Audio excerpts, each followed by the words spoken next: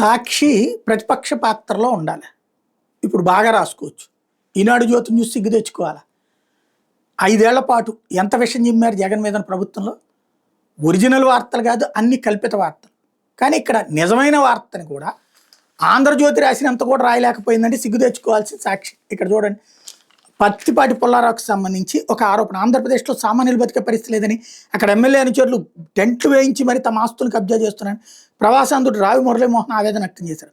మంగళవారం హైదరాబాద్లో సోమాజిగూడ ప్రెస్ క్లబ్లో మీడియాతో మురళీమోహన్ మాట్లాడుతూ పల్నాడు జిల్లా చిలకలూరుపేటలో చెన్నై కోల్కతా మీద తమకు Sai Karthik city centre shopping mall ఉందన్నారు.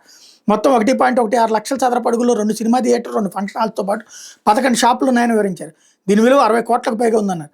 గత ఏడాది ఆగస్టు 5వ తేదీ నుండి అక్కడ ఎమ్మెల్యే మాజీ మంత్రి పత్తిపాటి పుల్లారావు అనుచరులు కందిమల్ల అంజుబాబు, వీరయ్య చౌదరి, కావూరు ఆంజనేయులు, రవీంద్రబాబు తమ షాపింగ్ మాల్ ముందు టెంట్ వేసుకుని కిరాయి రౌడీలను పెట్టారని, అద్దెకున్న వాళ్ళని బెదిరిస్తూ షాపులపై రాళ్లతో దాడులు చేస్తూ థియేటర్ వారిని వస్తే చంపేస్తూ ఉంటున్నారన్నారు.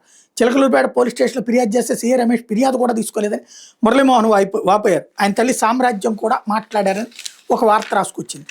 అదే ఆంధ్రజ్యోతి డీటెయిల్డ్గా వాళ్ళకి సంబంధించినటువంటి ప్రెస్ మీట్ని ఫుల్ ప్లెడ్జ్డ్గా రాసుకొచ్చింది.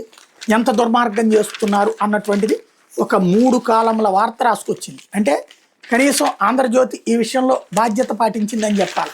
అయితే కాకపోతే వీళ్ళు కూడా జిల్లా వార్తల్లో రాశారనుకోండి, ఆంధ్రజ్యోతి గుంటూరు జిల్లా వార్తలు రాసి మెయిన్ ఎడిషన్లో రానియకుండా జాగ్రత్త పడింది.